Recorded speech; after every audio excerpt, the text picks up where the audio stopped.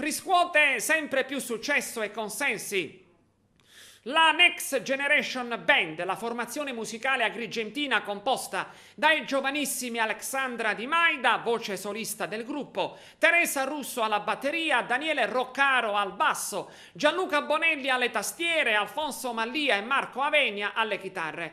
I componenti del gruppo, dopo tanti spettacoli durante l'estate, hanno adesso iniziato una collaborazione con il noto comico di Colorado Café Angelo Pintus, che li ha voluti insieme a Mario Russo di Art Promotion per aprire gli spettacoli del tour siciliano. Il gruppo è seguito in studio da Giovanni Di Maida. Le interviste.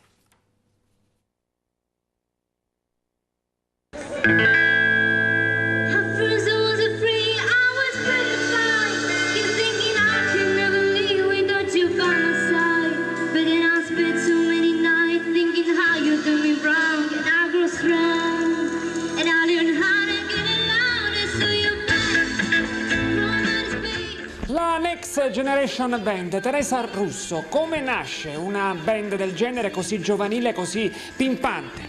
L'anno scorso, dopo il saggio, ci siamo riuniti, cioè la band è formata da ragazzi dall'età di 14-15 anni, ci siamo riuniti e il primo spettacolo è stato a Real Monte e poi abbiamo iniziato la carriera di band. Intendete perseverare, continuare questa esperienza? Provate ogni giorno, vi riunite tra di voi? Certo, perché è anche un modo per stare tutti insieme e poi ci divertiamo. Dove provate? Girate per le case? No, all'area studio.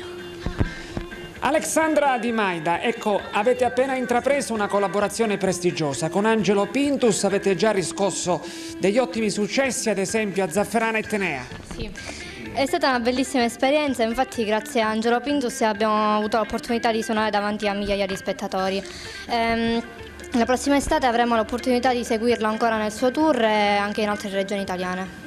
Ecco, la Next Generation Band, qual è il vostro genere musicale? Il nostro genere è prevalentemente pop rock, per adesso ci possiamo definire una cover band, però stiamo anche lavorando su testi e musica nostra. Ecco, nelle immagini adesso in onda è la Next Generation Band che suona. Vuoi descrivere tu chi sono i componenti?